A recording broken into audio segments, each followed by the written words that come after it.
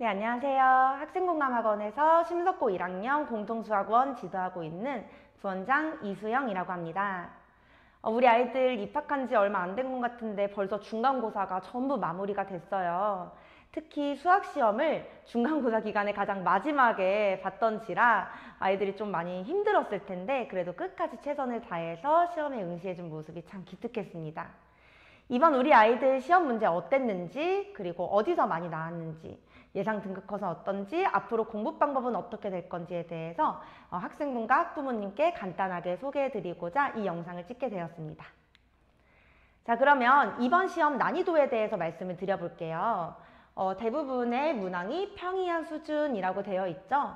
교과서에서 굉장히 많이 나왔고요. 심석고등학교 수학 문제 자체가 물론 안 그런 경우도 있지만 대체로 중간고사는 약간 쉽게 나오기 때문에 우리 아이들이 학교 수업만 열심히 듣고 내가 교과서 반복해서 풀면은 그래도 승산이 있겠다 이렇게 생각할 수 있는 정도의 수준이었다고 봅니다. 완전 아이들이 손도 못 대고 학원을 다니거나 뭐 인강을 듣거나 과외하는 친구들이 이번 시험 너무 말도 안 되게 어려웠는데 아마 다들 이렇게 생각하진 않을 거예요. 어느 정도 수학 공부한 친구들은 할만했는데 아쉬웠다 이런 소견이 많을 거라고 예상이 듭니다. 그래서 제가 1점이 제일 낮은 난이도, 10점이 가장 높았던 난이도라고 했을 때 중간 수준인 6점을 난이도로 책정했습니다.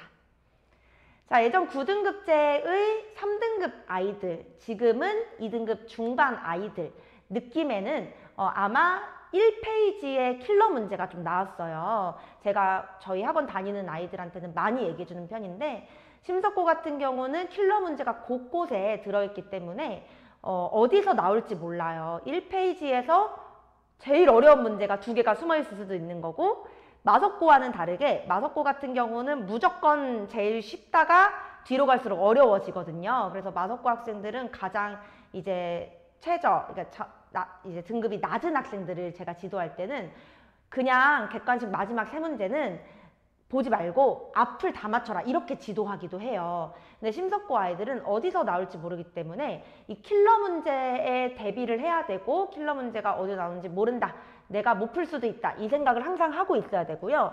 특히 이 배점을 보고 조금 정하셔야 됩니다. 내가 이 문제가 막혔는데 배점을 보면은 배점이 높아요. 배점이 다른 건 4.8점인데 이거는 5.6점 이러면 이게 어렵다는 거니까 빨리 넘어가는 것도 실력이라고 생각을 해야 됩니다. 근데 이번 심석고 1학년 같은 경우는 아이들이 어려워할 문제가 4번과 5번에 1페이지에 2문제가 연속으로 배치가 되는 바람에 아이들이 이 멘탈이 좀 많이 무너졌다고 하더라고요. 그래서 분명히 쉬워 보이고 내가 풀 수 있을 것 같은데 안 풀려서 오히려 뒷부분에 쉬운 문제들을 좀 놓쳤다 이렇게 얘기하는 경우도 많았고요. 그래서 2등급 중반 정도 학생 아이들의 체감 난이도는 약 7점 정도 된다고 제가 잡았습니다. 자, 문항들 어디서 출제됐는지 한번 보도록 할게요. 교과서에서 정말 많이 출제됐는데요. 네, 1번부터 4번, 6번부터 14번, 17번부터 20번. 이번에 또 심석고 같은 경우는 다른 때보다, 다른 연도보다, 그리고 다른 학교보다 시험 범위가 소단원 한 개가 더 많은 편이었어요. 그래서 시험 범위가 많다 보니까 겨울방학 때 공부를 따로 선행을 안 했던 친구들이 좀 많이 힘들어 했었고요. 선행을 한 친구들도 힘들어 했습니다. 네, 보강을 계속 할 수밖에 없었고 이제 마석고 학생들에 비해서 좀 많은 양을 다룰 수밖에 없는데 아무래도 시험 범위가 많으면 그런 힘든 부분이 있지만 장점도 있어요. 바로 많은 범위에서 문제가 출제되다 보니까 난이도가 하향 조정될 수밖에 없겠죠. 범위도 많은데 난이도도 높으면 아이들 공부 의욕이 많이 떨어지잖아요. 그래서 교과서에도 좀 많이 출제가 됐고 또 우리 친구들 이번 1학년들 22년도 개정이기 때문에 교과서가 한 번 이번에 리셋 됐잖아요. 그래서 교과서에서 많이 나올 거라고 생각은 했는데 필수 문항들이 이제 많이 나온 것 같아요. 정말 이거는 무조건 풀어봐야 돼. 이거는 어떤 문제집을 봐도 필수 예제, 별표 이렇게 나와 있는 문제들이 대체로 출제가 많이 되었다고 보시면 될 것 같아요. 그래서 만약에 내가 겨울방학부터 공부를 하고 학원도 다니고 또는 인강을 다니거나 과외를 하는데 80점이 채 안 나왔다 이러면은 조금 공부가 많이 소홀했던 것 같아요. 그래서 약간은 그거는 반성을 해주면 좋을 것 같고 네, 교과서만 열심히 돌려도 80점 정도는 나올 수 있게 시험 문제가 나왔다. 저는 이렇게 보고 있습니다. 네, 준킬러 문항은 사실 5번이랑 15번의 아이들이 많이 못 풀었더라고요. 특히 15번 같은 경우는 2차 함수 문제라서 어렵겠지 싶었는데 풀어보니까 되게 수월하게 풀리는 생각보다 그런 문제였고요. 5번은 좀 생소했을 것 같아요. 네, 시중 문제집에서 많이 볼 수 없는 그런 스타일의 문제였기 때문에 5번이 어려웠을 것 같고, 근데 아이들이 이 4번도 굉장히 많이 얘기를 하더라고요. 4번, 5번이 어려웠다. 근데 사실 4번은 거의 교과서 문제라고 보시면 될 것 같아요. 4번은 제가 이따가도 말씀을 드릴 건데 저도 약간 의외였던 부분이 있습니다. 이따가 설명을 드릴게요. 그리고 이거는 진짜 모의고사에서 출제됐다. 이거는 100점 방지 문제로 내셨구나. 이런 문제는 딱히 없었다고 보고 있습니다. 자, 그러면 문제 어떻게 나왔는지 한번 구경해 보도록 할게요. 자, 제가 아까 말씀드렸던 사실 요거는 굉장히 쉬운 문제인데 뭐 교과서에 딱 이렇게 실려있다고 보기는 어렵지만 애들이 굉장히 많이 못 풀었던 문제예요. 오히려 이거를 약간 인수분해 하려고 하거나 이랬던 것 같은데, 이 문제는 이제 2를 2항에서 양변 제곱을 하면 금방 풀리는 문제거든요.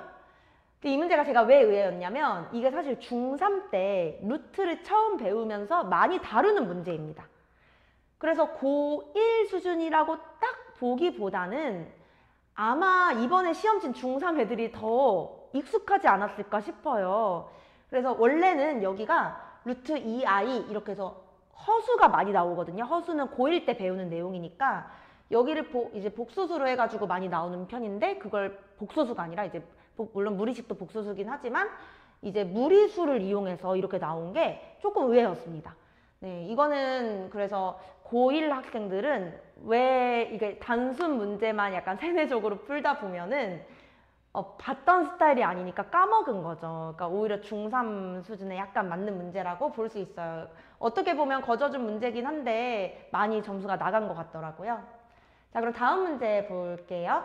자, 5번 문제인데요. 나머지 정리와 곱셈 공식 이용해서 전개하는 문제가 나왔습니다. 네, 이것도 요 안에 거를 예로 나눠서 이제 곱셈 공식 이용하다 보면은 금방 풀리는 문제인데 생소했던 것 같아요. 아이들이 느끼기에. 근데 보시면 아시겠지만 문제가 짧잖아요. 아이들이 1페이지고 방금 문제 4번도 그렇고 5번도 그렇고 4번도 다시 보시면 이렇게 짧잖아요. 한 줄밖에 안 되잖아요. 5번도 한 줄밖에 안 된단 말이죠. 근데 아까 4번에서 막히고 5번에서 막힌 거예요. 아이들 심리를 이제 생각해보면. 그러면 1페이지인데 나는 망했다. 이 생각이 들 수밖에 없죠. 그럴 때는 이렇게 배점을 보라고 얘기를 많이 해줍니다. 아이들 시험 전날에도 제가 계속 얘기를 했었는데 배점이 5점이 넘어가면 어려운 문제라는 거기 때문에 자신을 탓하지 말고 모를 것 같으면 그냥 빨리 넘어가서, 오히려 심석고는 뒤에 17번부터 20번 맨 뒷장이 쉬운 경우가 많아요. 거기를 잘 해내야 된다. 이렇게 얘기를 하거든요. 그래서 혹시 몰랐던 친구가 있으면 이건 꼭 팁으로 알아두는 게 좋을 것 같아요. 자, 다음 문항은 2차 함수 문제인데요. 근데 이것도 이제 뭐 어려운 친구는 물론 어렵겠죠. 근데 2차 함수를 다루는 거에 대해서 가장 기본적인 것들을 모아놓은 거고요. 이런 기억, 니은, 디귿 문제는 수학뿐만 아니라 이번에 시험을 봐서 알겠지만 전과목적으로 많이 나오는 확답형 문제이기 때문에 요거는 꼭 이제 익숙해져야 할 것 같아요. 이것도 제가 느끼기에는 아주 평이한 수준이었는데 이제 대점 보면 5점이 넘어가죠. 그래도 이 시험지에서는 킬러로 낸 것이다 라고 볼 수 있겠어요. 자, 그래서 그런지 약간 이렇게 평이하게 문제가 나오다 보니까 심석고는 등급 컷이 굉장히 빨리 나왔더라고요. 아이들 통해서 제가 확인을 했는데 100점이 21명이 나왔다고 합니다. 네, 전교에 100점이 21명이고, 그리고 1등급 컷이 89.9점. 네, 그러니까 아까 뭐 5번이랑 15번 요 정도 이제 틀린 것 같아요, 아이들이. 아니면 4번, 5번 이렇게 틀렸거나. 그래서 1등급 컷은 89.9점이고 2등급 컷까지가 너무 이게 20점 차이가 나는데 아무래도 9등급제에서 5등급제로 개편이 되다 보니까 이 등급마다 아이들이 많이 포진이 돼 있잖아요. 그래서 제 생각에는 요 80점대 아이들이 너무 억울할 것 같아요. 같은 이제 2등급이라고 하기에는 70점 아이랑 85점 뭐 이런 아이들은 점수 차이가 많이 나는데 같은 등급으로 엮이다 보니까 조금 억울한 느낌이 있을 것 같습니다. 좋게 생각하면 동기부여가 되기도 하겠죠. 수행평가도 열심히 보고 기말고사도 더 잘 봐서 1등급으로 올라가리라. 약간 이런 목표를 세우면 좋을 것 같고요. 심석고 같은 경우는 진짜 장점이기도 하지만 단점이기도 한 게 수학 시험 난이도가 그렇게까지 막 모의고사 난이도로 너무 어렵게 낸다거나 이런 게 아니기 때문에 정말 수학에 조금만 방학 때 열심히 하고 열과성을 조금 다 하면 충분히 등급을 좀 상승시키고 원점수를 올릴 수 있는 시험지라고 저는 생각을 하거든요. 그래서 우리 친구들이 연산 연습 조금 열심히 하고 교과서 반복해서 많이 풀어보는 게 심석고에서 좋은 등급을 얻기 위한 비법이라고 생각을 합니다. 자, 기말고사 학습 방법 이어지는 내용인데요. 역시나 교과서 열심히 풀어야 하고요. 그리고 중간고사에 비해서 기말고사는 좀 항상 어려운 편이었어요. 특히 기말고사가 그렇다고 난이도가 막 확 높아지고 이렇다기보다는요. 대체로 비슷한데 두 문제 정도가 이제 변별 문제로 나오면서 모의고사 수준의 문제가 나왔던 경우가 많습니다. 그래서 모의고사 최근에 이제 6월, 9월에 봤던 모의고사, 이 기말고사와 겹치는 부분을 좀 풀어보면 좋을 것 같고요. 한 5년치 정도 풀어보면 좋을 것 같고, 또 저희 학원에서는 스퍼트라는 교재로 그 모의고사 연습을 하고 있으니까 그런 걸로 이제 내가 모의고사 문제를 암기해서 이게 그대로 나오면 풀어야지 이런 마인드가 아니라 실제로 이게 나오면 내 실력으로 풀 수 있게 실력을 다지는 그런 마인드로 푸는 게 좋을 것 같아요. 고2, 고3 올라갈수록 생각보다 수학에 시간을 쏟을 시간이 없어지거든요. 그래서 과학도 사회도 너무 많아지고 이제 국어 공부, 영어 공부도 많이 어려워지기 때문에 1학년 때 그런 연습을 많이 해두는 게 앞으로도 도움이 많이 될 것 같습니다. 저는 그러면은 앞으로 이제 2달 뒤에 있을 기말고사 우리 학생공감 아이들과 또 열심히 공부해 보도록 하겠습니다. 시청해 주셔서 감사합니다.